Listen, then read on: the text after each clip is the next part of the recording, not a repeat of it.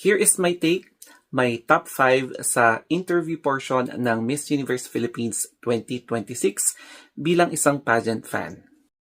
So first of all, in my observation nung pinanood ko yung ilan sa mga interviews ng Miss Universe Philippines 2026, napansin ko parang mas maraming questions, no?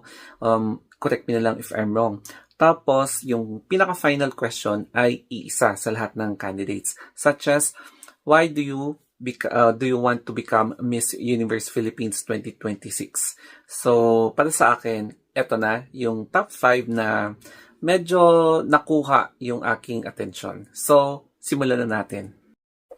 Let's begin with Cebu City kay Chelsea Smith.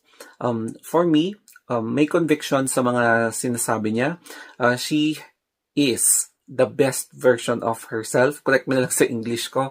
Ito yung pinaka-best version ni Chelsea sa lahat ng mga sinalihan niyang pageant. And the way she answer yung questions niya, polished na siya, malinis, tapos comfortable siya, and napaka-confident niyang sumagot.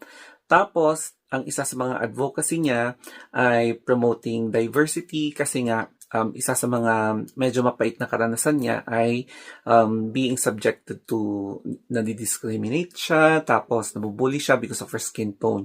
So, yun yung gusto niyang ipamahagi bilang isang possible future candidate ng Pilipinas sa Miss Universe or sa ibang international beauty pageants.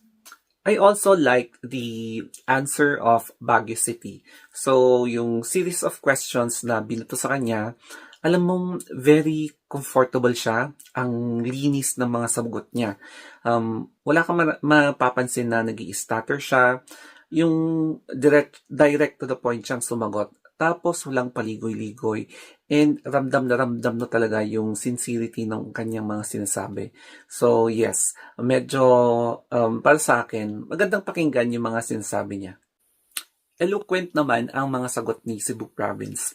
Given na marami na siyang exposure sa pageantry from local, sa national, sa regional, up to international levels, no? Talagang ginamit niya yung experience niya para mas lalong mahasa pa yung kanyang confidence, tapos ramdam na ramdam mo rin kung paano siya sumagot. So, tinitimplan niya talaga kung ano yung the best way, the best possible strategy para makuha niya yung loob ng mga judges, mga fans, o kaya yung mga staff doon sa Miss Universe Philippines para mapaangat pa yung status niya or yung chances of winning.